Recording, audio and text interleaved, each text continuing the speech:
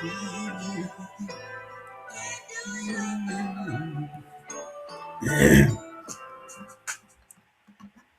everybody, this is Stan Abney. New podcast called All I Can Be, and subtitle Jump In.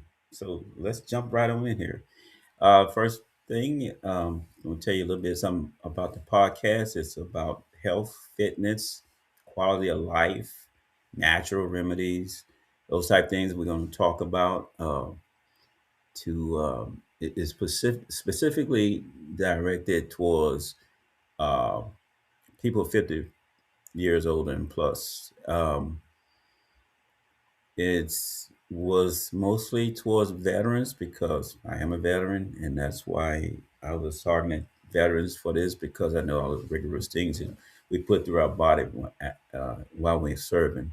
So it's not just for veterans.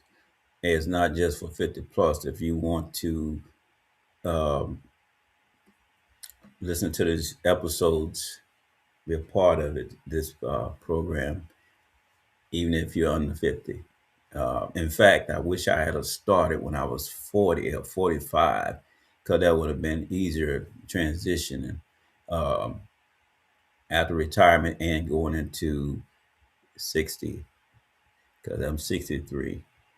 And so if you want to start, um, you want to start listening to this podcast at 45 or 40 or whatever, that's up to you. And you're quite welcome. But it does talk a lot about things that for people, the older people. So let's go ahead and get right into it. I'll tell you a little bit something about myself. I'm 63, as I mentioned earlier. I was born and raised in Greenville, Mississippi. Uh, I don't know if anybody knows what that's at, other than people that's from Greenville, Mississippi, because it's not like a big place. It's very small, and in fact, it hadn't changed from the day I left there the first time. Went back there to visit several times, and when my mom passed, when the last time I was back there, it still looks the same to me. I don't see any progress or anything. So, um, but it's a small town. But I do have memories. I have a lot of memories that I when I grew up there. Okay, so I went to elementary school, kindergarten, all that stuff, and elementary school. Graduated from high school and went to a junior college in Moorhead, Mississippi. It was Mississippi Delta Junior College. Some people just call it Moorhead College. Um, so I went there for mechanics because I always like tinker with things and you know mechanical stuff, and I love working on cars, and I like cars. So I went there for to get an education, and it's funny because I got more than just education in mechanics when I was there. I had a roommate, and this roommate always made said this catchphrase that was like stuck with me. It stuck with me because he and I was like battle buddies in um, the shop there because we've always had a little competition with other guys. It was physical competition. We just go and wrestle and stuff like that. And he's a pretty strong guy. I'm telling you, this guy was pretty strong. I don't know how come he was as strong as he was, but he was. And we like to always try to win our matches. But he always had a phrase he used to say, a catchphrase that stuck with me. And it stuck with me for the rest of my life. And it kind of develop what kind of character I had for as uh, what I chose to do in life and how hard I would work for it. And he used to say, I'm gonna say this in his voice, at least try to say it in his voice. It's the way he used to talk, right? He said, "You gotta want to do it, baby. You gotta want to do it." I don't know if it even sounded close to it, but it sounded a lot like that. And you got to want to do it, and that just told me a lot about my what I wanted to. If I wanted to achieve something in life, I gotta really want to do it, or don't just say I want to do it and just like some people say, "Hey, I want me a truck just like that," and they never really try to get a truck like that. They just say I want it, like it's gonna just magically appear to them, and hey, it's your truck. No, so that shaped how I saw things in life. If I wanted something, I really have to go for it and try my all to get what I wanted. Okay, um, so that was my college days, but it was fun. And now, I mean, after that, I graduated from college. I didn't know what I was going to do. I was thinking, okay, I'm gonna stay here and be a mechanic. I got a job in a mechanic shop. They're working on transmissions, and I said to myself, "Is there more to this?" And I just wasn't sure about my life at that point. And then I saw the commercial. I was sitting at my grandparents' house, which is actually where I really lived, and it was a commercial, the Army commercial about people jumping out of an airplane. And people around my age and time frame would probably remember this. I was a commercial about an airplane. Today I know it's a C-130 Hercules aircraft, but back then I didn't know. I just know people jumping out of this airplane. And they all landed on the ground and stuff, and they're sitting around the fire and talking. The guy said, "Good morning, First Sergeant." And then the announcer said, "We do more before 8 a.m. than most people do all day." Bam! They got me. I loved hearing that. And I said, that's what I want to do. That is what I want to do. I looked at my grandparents. I said, you know what? I'm going to join the Army. And they were like, you are? Yeah, that's what I want to do. And I joined the Army in 1983. Stayed in 30 years. That's how much I loved it. 30 years. Glorious times I had. Well, there are some times that wasn't glorious, but I dealt with it and kept moving. And, it was a glorious uh, tour of duty. So I spent 30 years in the Army. I retired as an Army Sergeant Major. Um, I went places. I got a chance to go places that I probably would have never went if I had a state of mechanic in Greenville, Mississippi. I went places like Europe and like Germany and Europe and South Korea, um, Panama, Japan, various different places. But I was also deployed to some places like that, like Panama, for instance. And there's a story behind Panama that I'm going to tell you about that you're going to think was pretty crazy, but it happened. Well, I have several stories for Panama, though, but this particular one is going to blow your mind. So anyway, um, Panama was deployed there, deployed to Saudi Arabia, Iraq, and Kuwait, and uh, Iraq again, and it was just comeback zones. Had spent time in comeback zones, and I got some comeback zone stories. That's pretty interesting. It wasn't like people dying and getting shot up, anything like that. But it's kind of kind of funny and comical. But and at least the way I see it, you may not think it's funny, but it's not about people dying or nothing like that. But it was in a comeback zone. Um, so I'll talk about some of those things, right? Uh, I'll give you a hint. That one story in Panama, I got shot. And I'll tell you how it happened one of these episodes. So anyway, moving past that, I retired in 2013.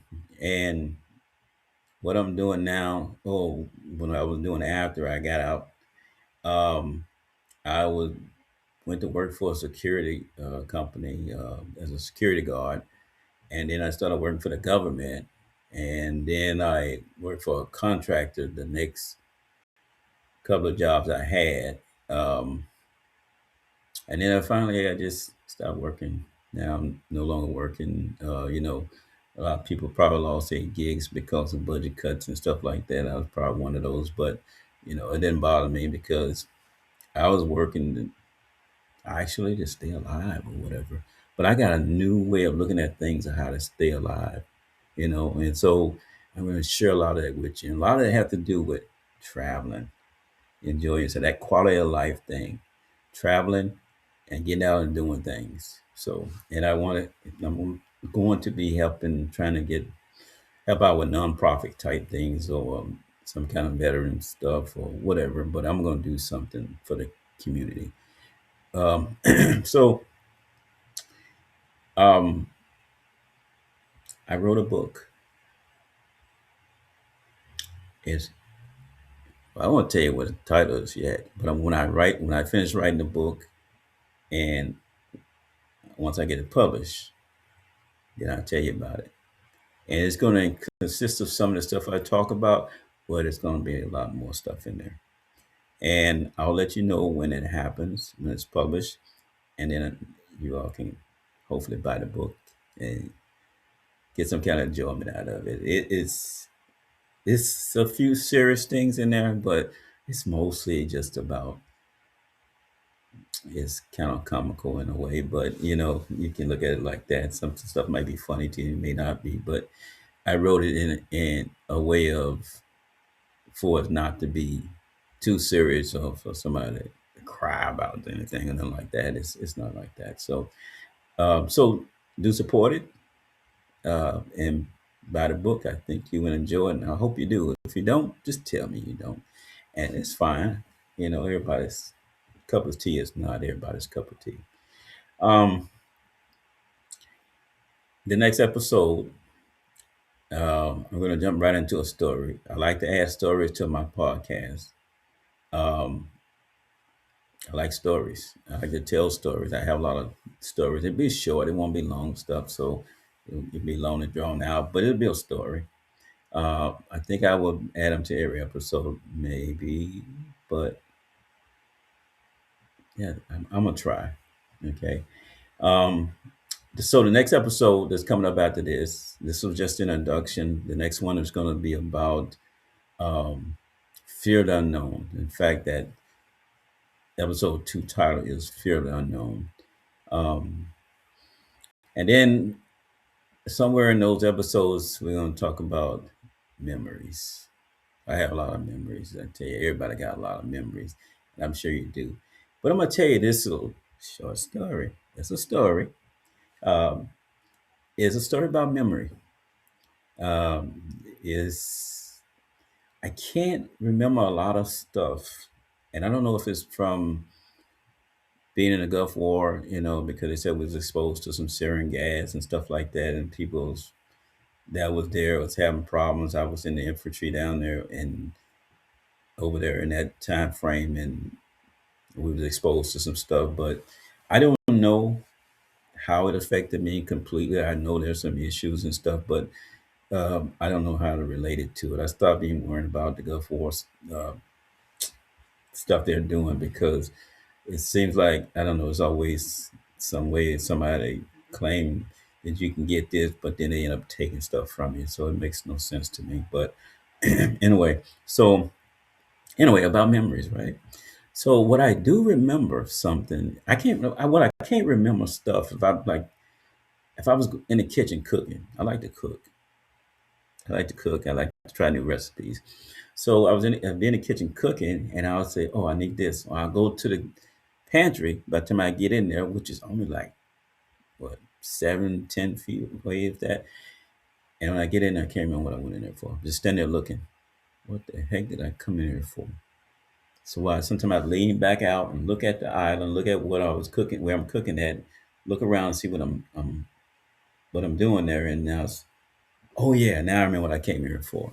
So it's a short term memory type thing, but I think I read or watched something the other day. It was talking about a doorway um, memory thing or something like that. That if you thinking about something in this time, this area, and you cross the doorway and go to another room, you tend to lose it. Some kind of doorway memory thing. I don't know. It didn't make sense to me, but I don't even know how true that is, or if it is. But I just know that um, I can forget those things sometimes. So, um, but what I haven't forgotten is something that's much farther back than that. Like I said, I can remember stuff. I'll forget stuff that I did this week or last week or whatever, and I have no memory of it. But I remember things like way back when I was a child. And I was telling my mom one day, like I told she passed on, but before she passed on, we used to talk.